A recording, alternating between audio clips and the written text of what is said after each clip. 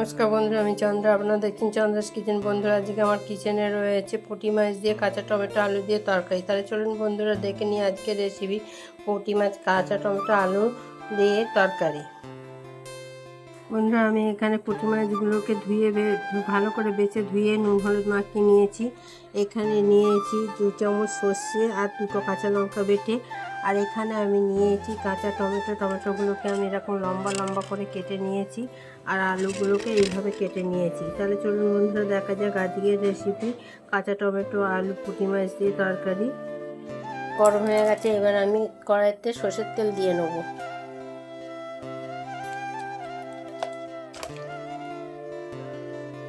তেলটা গরম হয়ে গেলে আমি মাছগুলোকে ভেজে নেব। গরম হয়ে গেছে, এবার আমি মাছগুলোকে ভেজে নেব।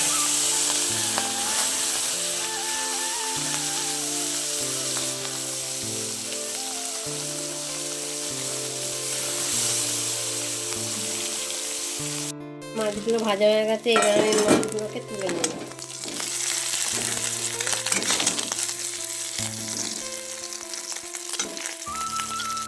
আমি মাছগুলো তুলে নিয়েছি। এবার তেলের উপরে আমি একটু 5 ফোড়ন দিয়ে দেবো।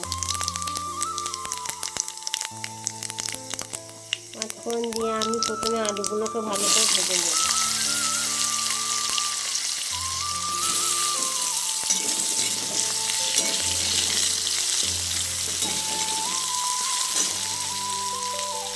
আলুগুলো ভালো করে ভাজা হয়ে গেলে আমি টমেটোটা দিয়ে দেবো। আমার আলুগুলো ভালো করে ভাজা হয়ে গেছে, এবার আমি টমেটোগুলো দিয়ে দেবো। আলুগুলো আমি লাল লাল করে ভেজে নিয়েছি, এই কারণে যে অনেক সময় কাঁচা টমেটো দিলে আলু গলে না, সেই জন্য আমি আলুগুলোকে ভালো করে লাল লাল করে ভেজে নিয়েছি। নিয়ে এবার আমি টমেটোগুলো দিয়ে দেবো।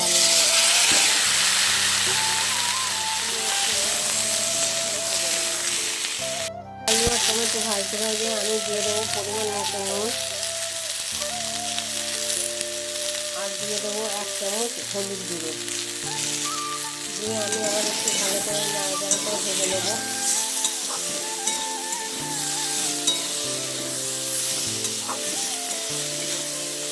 ভালো করে ভাজা হয়ে গেছে, এবার আমি দিয়ে দেবো সর্ষে বাটা। সর্ষে আর লঙ্কা যেটা বেটে রেখেছিলাম সেটা আমি দিয়ে দেবো।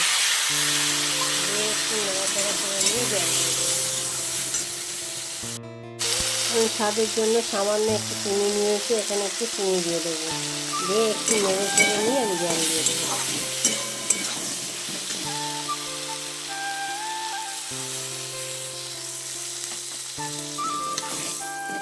জলটা ফুটে গেলে আমি মাছগুলোকে দিয়ে দেবো। এটা আমার ফুটে গেছে, এবার আমি পুঁটি মাছগুলোকে দিয়ে দেবো।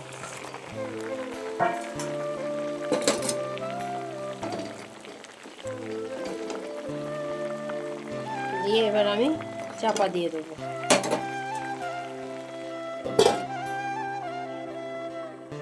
বন্ধুরা, আমার তরকারিটা হয়ে গেছে, এবার আমি তরকারিটা নামিয়ে নেব।